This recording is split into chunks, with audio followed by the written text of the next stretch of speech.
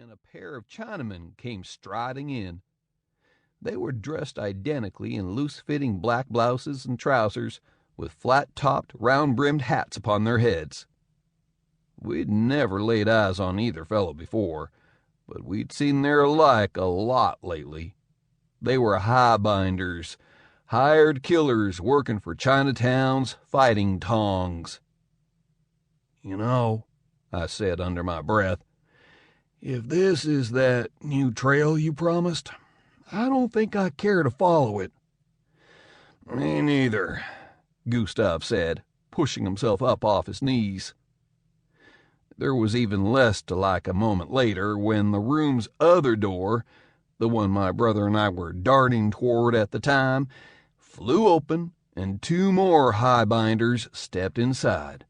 Of course, there's another name for such thugs as we were facing, one you've most likely run across in newspaper or magazine stories: hatchet men.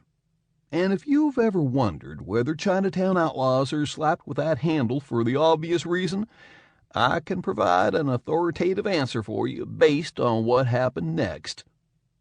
They are. Chapter 1, Experience. Or, Gustav and I are most definitely not in the pink. It wasn't just fear I felt as I faced those highbinders and their hatchets. I was almost as surprised as I was petrified. Not that I was about to die, mind you. It was more the manner of it. An early death was a possibility, perhaps even a probability, of which I'd been acutely aware almost from birth.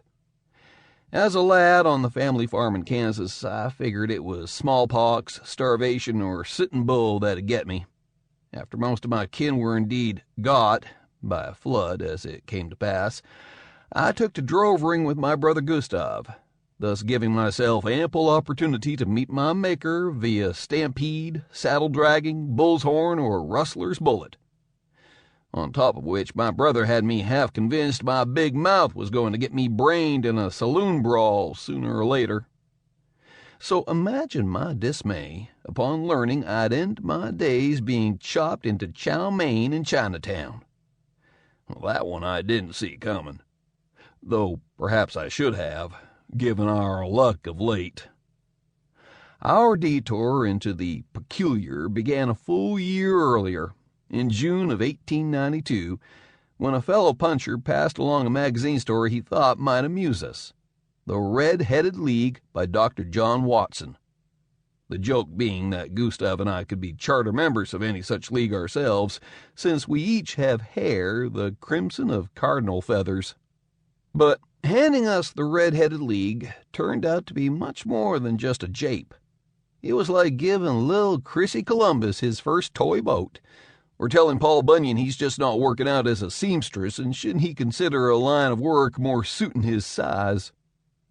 It was, in other words, the sort of seemingly meaningless gesture that can change lives, and perhaps end them. You see, Gustav had long been chafing in the saddle, not just in the way that leaves you walking bow-legged. A finer cowhand than he you could not chance to meet, yet my brother was feeling ever more thwarted, nursing other men's cattle for $1 a day. Life as a cowboy requires much in the way of skill and grit, but your brains you can leave wrapped up in your war bags. And Gustav, he was itching to unpack his and put them to work.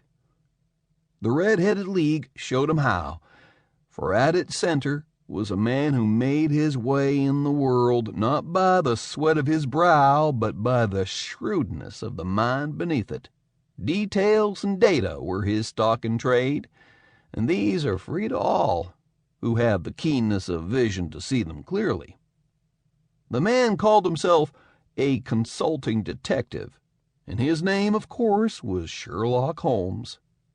He was dead, we later learned, lost to a waterfall under circumstances most mysterious. But in my brother, his spirit found itself a new vessel.